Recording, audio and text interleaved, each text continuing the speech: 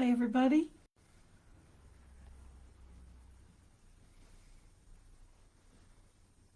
Hello, everyone. Good evening. Trying to fix my screen right now um, and get it where it should be. Well, I guess that's okay. Welcome, everyone, to my monthly music. I come on once a month and talk about topics that I hope will be interesting or introduce new tools to you. I believe this is my fourth one, and I'm looking forward to this one because it's near and dear to my heart. I want to let you know that I am Sally Schweitzer, that I am the founder of Healing Solutions LLC, which is an organization that is devoted to mental health and wellness. I have a private practice and I see clients both in person and virtually. And then I also have this Facebook page where I post daily quotes to inspire and support you on your journey, your personal growth.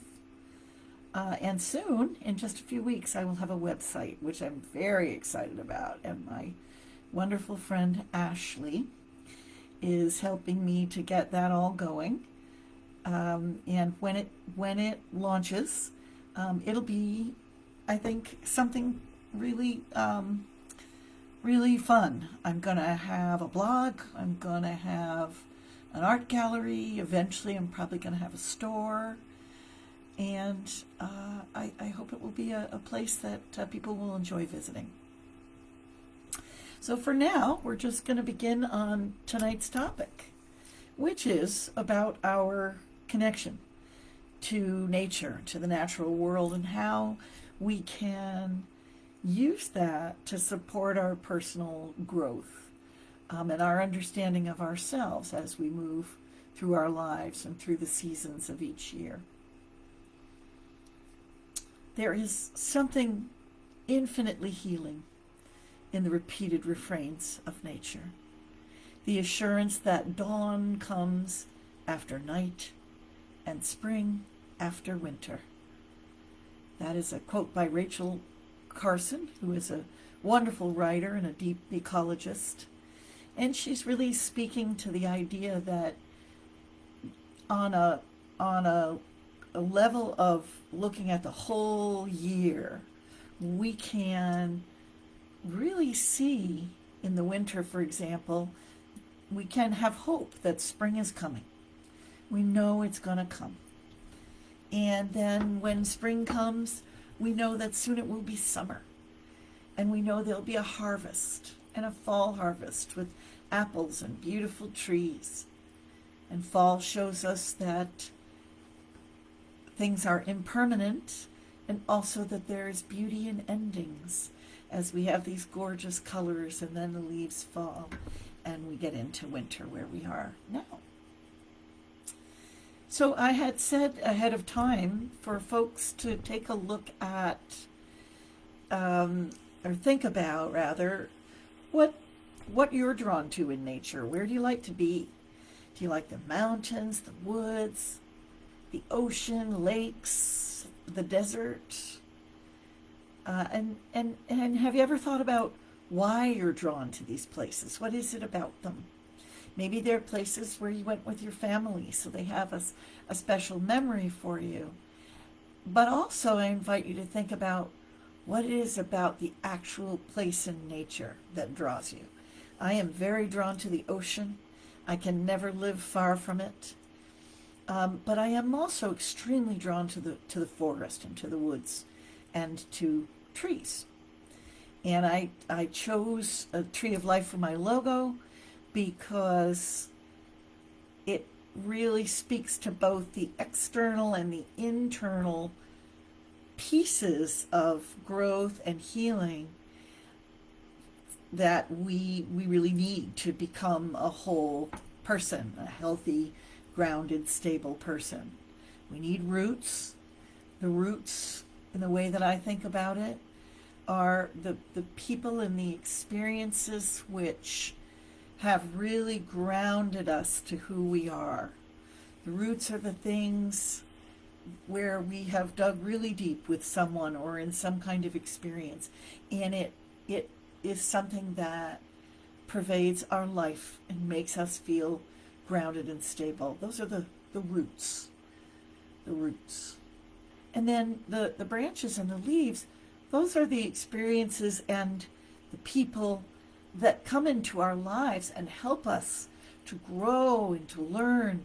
But many times they're not constant. They're transient. They come and they go as they are meant to do. So that's why I chose the tree. I love the idea of what is seen and what is unseen, and how each of those things contributes to the whole. We can look to the cycles of nature to guide us in so many ways. For example, right now, everything appears to be dead. Everything appears gray, and there's no lovely colors and no leaves. Nothing to see but brown and gray. But right now, in February, at the time they call Groundhog's Day, which is also in the more ancient calendar, in the pagan calendar, it is called Imbolc, Imbolc, and that in Celtic that means in the belly of the mother. This is a time when, although it appears to be dead on the surface, there are all kinds of things going on underneath the surface of the earth, getting ready for spring. Things are very, very busy beneath our feet. And we can't see it, but we know it's there. And things are being fed, and they're growing, and they're pushing up. And before long, they're going to break the surface of the earth, and it's going to be spring. And we know that's going to happen. That's our hope. Again, connecting about trees, there are a lot of similarities between humans and trees, if you think about it. We're both made mostly of water. We both have a lifespan of around 80 years. Some trees, like redwoods, live for thousands of years, and some people live to be in their hundreds. But for the most part, 80 is sort of the lifespan. And both humans and trees are completely unique. No two are alike. And in fact, no two leaves on trees are alike. So just like snowflakes, right? It's the sacred geometry of nature. And that's a whole nother topic that we could discuss sometime. And Ashley's on saying that she likes imagining that nature is at work in a space that we don't normally see. And if you think about yourself as well, you know, there are things that we're going through and we're thinking about and we're processing and integrating that we don't talk about until we're ready to. And sometimes we're never ready to. But those are very important parts of us, those things underneath, those things inside of us. So if anybody who's here wants to put into the chat anything about why you're drawn to particular places in nature and why you think you're drawn to them, and whether you've ever really thought more deeply about that connection, that would be fun. We'd love to hear it. I have some, just so I remember everything, I have some notes over here I'm gonna go through. And the other thing about trees is that physically we kind of resemble them, right? We stand upright, we have like a trunk, a central trunk, and that's kind of, you know, our belly, our center, and we have the arms and the crown like the tree's branches. And it's really interesting because the pattern of the tubular branches on trees is very, very similar to the pattern of our lungs, the tubular part, the bronchi in our lungs. I think that's so interesting.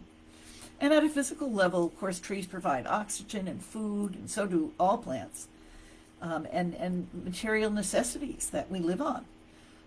You know, it's our food. We grow our food from the earth. And we also, paper and building materials and all of that. And it's kind of cool to think about this, and this is why many people are so engaged in wanting to plant more trees, because trees can remove pollution from the air at an astounding rate. This is just a little statistic that trees prevented 850 human deaths and 600,000 cases of acute respiratory symptoms in 2010. And when an insect called the emerald ash borer killed off a significant number of trees in the American Midwest in the 90s and 2000s, the rate of human death from cardiovascular and respiratory illness went up tremendously. But I think the thing that I'm really interested in discussing is the psychological and the emotional and the spiritual effect that trees can have on people. People who spend a lot of time outdoors, or even who have access to looking out windows at work, are, actually have like better health than those who don't have that opportunity. Because there's such a strong link between humans and trees. They're sacred in many, many cultures. In every culture, trees are worshipped in one form or another. And I think that our spiritual selves, if we feel like we have a spiritual self, can also be very connected to things in the earth, to the sea, to the mountains, to the trees. Many people feel naturally at peace when they walk into the forest, when they walk on a forest trail. I know that's the way I feel. With those deep roots that the trees have, they carry a tremendous grounding energy. And right now I'm going to invite you to do a special breath with me, to feel your roots in your feet. So just take a breath in and close your eyes if you want. First through your nose and then finish it through your mouth. And try to draw energy up through your feet. Feel the energy down below your feet.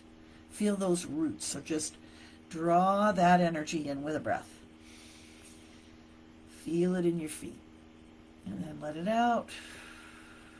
And this time, when you breathe, draw the energy in from up above. Okay? Try to draw energy down to your crown. And then let it out. And then the final breath is called the earth and sky. It's a balancing breath. So you just take that deep breath through the nose and the mouth and draw energy from your feet. Draw energy from the earth up through your feet, and energy down from the sky, down through your crown, and have them meet right in the middle of your solar plexus. Let's just give it a whirl. Earth and sky. And just let out any tension. Just a little something to offer for you when you need grounding. Oh, hi, Jim. Jim has put into the chat that he's drawn to the lake, and I know that my friend Jim lives on a lake. And he said any season, because it's a living yearly cycle of activity that he enjoys being connected with at every season, which is wonderful. I think on a spiritual level, at least for me, trees help me to feel more aware of my connection with something larger than myself. Sometimes in mythology, they'll talk about nature spirits and trees. And again, in every culture, there is some kind of tree worship, sacred groves, and so forth. We look to trees for healing, not only in a medicinal sense, but for spiritual healing and comfort and solace. Going and sitting beneath a tree or touching a tree. Many people feel that they can experience the vibrations of a tree, which is a living being, when they put their hands on it and really focus on it. And if you've never tried that, you can do that. And somebody might call you a tree hugger, and that's okay. Anyway, it can be quite a powerful exercise, actually, to try that. And, there's trees in gardens and cemeteries, and there is a new movement for people to have tree burials where they bury their body beneath a tree and allow the tree to feed on them to continue its growth. So trees have meant something to us from time immemorial. Yeah, that's easy for you to say. So if you've ever had a really deep experience in nature, I would say to you that sometimes it's wise not to share. You can share that you had a deep experience, but trying to share all of it is often sort of drains the energy from the experience. Because when you have a powerful experience of nature, it sort of goes beyond words because it's a very felt experience. It's hard to put it into words because it's so felt. And that is all right. And I would encourage you with any sacred experience or deeply personal spiritual experience not to share it right away or even ever. Many years ago, I did a fabulous retreat with Brooke Medicine Eagle, who's a Crow medicine woman. And I went out for a couple of days on the side of a mountain with just a tarp and some water. And I meditated and sat and had all sorts of experiences, most of which I have never shared with anyone. Because Brooke had counseled me then, this was many years ago, I was in my late 20s. She had counseled me then to keep things sacred and not to let the energy leak out of your sacred experiences. Have you ever had a really wonderful experience and then you share it with someone and they say something that sort of bursts your bubble a little bit because they're not really feeling it the way that you did? So I would encourage you to be very careful about how and who you share these things with, so that you can keep them in your core sacred and strong and powerful. And of course, trees, right? In literature, so many trees. In literature, trees of life, Celtic symbols, in the Jewish and Christian traditions, in Mexico, all over, there are trees. And then, of course, we have family trees depicting family groups. And then in architecture, there's trees. The columns, those are fashioned after the trunks of trees. And the famous architect Frank Lloyd Wright, he used the tree of life in the design of the Darwin Martin House, which is very beautiful. His designs, if you've not seen them, Frank Lloyd Wright, are just so beautiful. He builds his homes into the natural world, and they're such powerful places. And we have quite a symbiotic relationship with trees and plants. They give off, we take in oxygen, which they give off, and then we blow out carbon monoxide, which they take in. So there is already a symbiotic relationship that exists there. And also, for me, in my experience, a sense of place. Trees, there are trees that give me a sense of place because trees don't move unless they fall down. They stay in one place. So if you have a tree that you're drawn to, you can go back to that tree again and again. And I've always been able to kind of depend on trees to help me connect with places I live and the places I visit. And found that a powerful experience as well.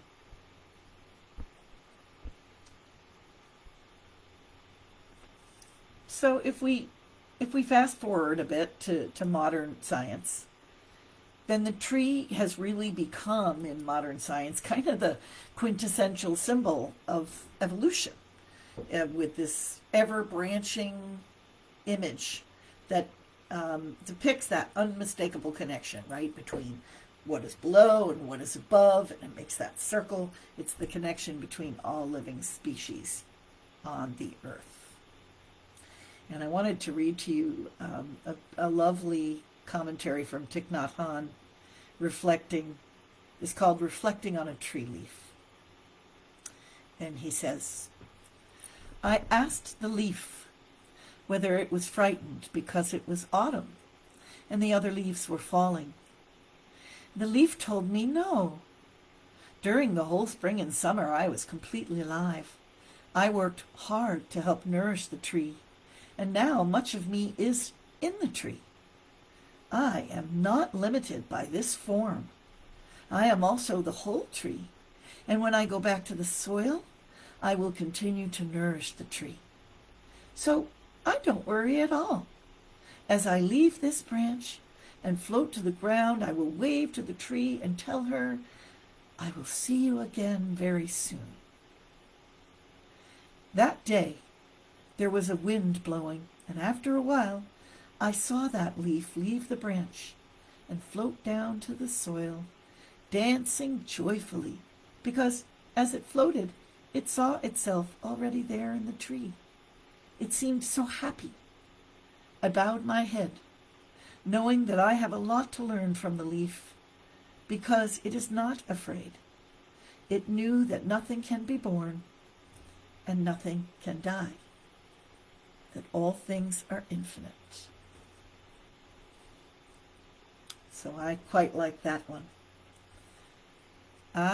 Here's my friend Pat, and she's come with a really nice piece. Every time I enter a forest, I can feel the trees welcome and comfort me. Me too, Pat.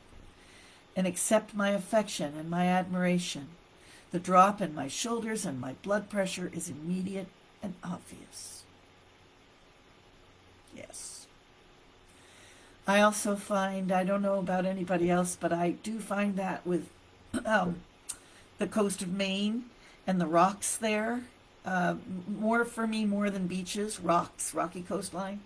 Something about those rocks that have been moved and shifted and pushed by glaciers, and they just feel like they have so much energy in them and so much power.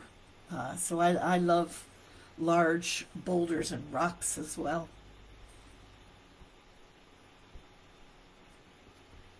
I think, as we're winding up all of this, I would encourage you to think about where you feel connected in nature and to go and be in that place whenever you can. And if you just have a window at work that you can look out at, then go look out that window as often as you can do it, because it gives us something. And if you haven't really thought about it or noticed it, if you become aware of it, you will begin to notice it, I think. And it doesn't, not everybody likes to be out in nature with bugs and critters and stuff. Some people aren't comfortable. But there are also parks and beautiful places like Tower Hill up in Boylston, or lovely parks where you can go, arboretums and things, where you can go and experience nature. But it's it's a little bit more, it's a little safer. but there's no less connection there. So whatever you like to do, please go and find time to be in nature, and remember that although it looks like everything is dead, things could not be more alive under our feet than they are right now.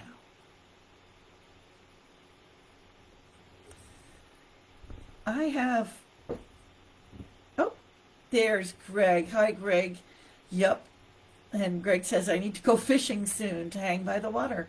It's been a while, and I'll share, Greg, that my father was a fly fisherman, and it was definitely a spiritual experience for him to go fishing.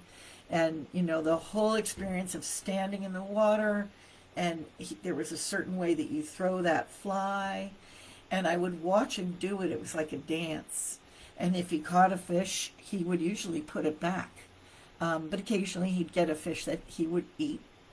But it was the experience of being one with the ocean, with the fish, with the rod, with the whole thing. That was when he was happiest. So I hope you go fishing soon, Greg. Let's see, do I have? Yes, I have time.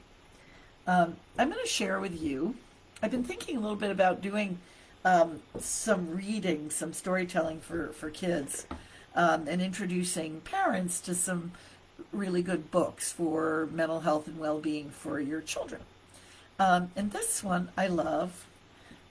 It's called Mother Earth. Okay, I'm going to get it's called Mother Earth. And it's by Nancy Lewin. And I'm going to read it to you right now. Bedtime story. Mother Earth.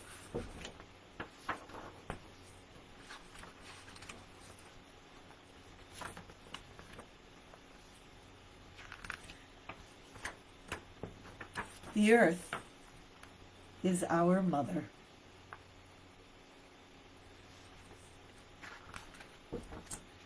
The ground is her skin.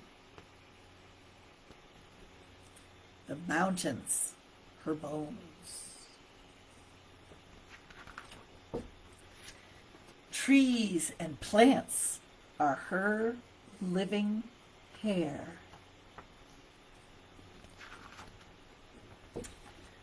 Birds are her songs, and listening stones her ears.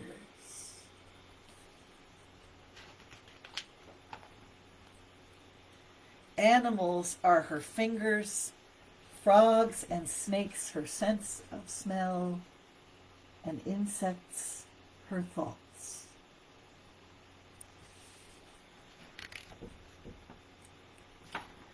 Her dreams are the sea and all of its swimmers, the water her blood.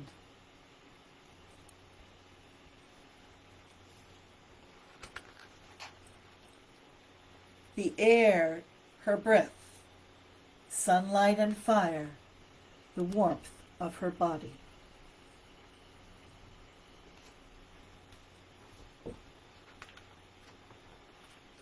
We are her eyes, and we are her children.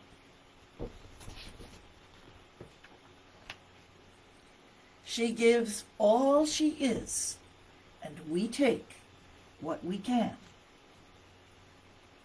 But what can we give back to our Mother Earth? Make her a blanket of leaves and grass to cover her skin. Plant living hair.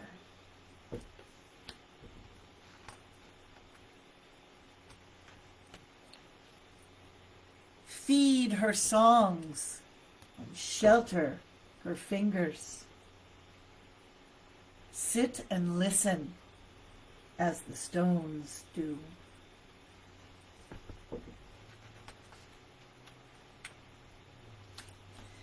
Clear the trouble from her dreams and fill the streams with swift young fish.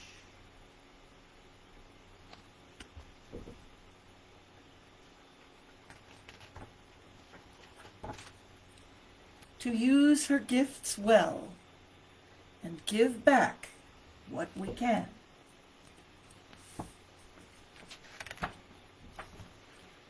That is the gift we can give to Mother Nature. So I think that's a lovely book. Mother Earth by Nancy Lewin. And the illustrations are so beautiful. And I think kids have an innate connection to the natural world. I know I certainly did when I was little. I always felt that the forest was alive with beings, and I still do. And Greg is saying it's really not so much about the fishing, but more about being out in nature. Absolutely. And that's what it was for my dad, I know. He did ocean fly fishing, but it was all about just being out there. So whatever you do, find some time to be in nature. And be well and take care of yourself. Think about what your roots are and how to grow them deep and strong. And think about your branches and leaves and know that they may come and they may go, but your roots will not leave you. Have a wonderful night. Thanks so much for coming. Take care.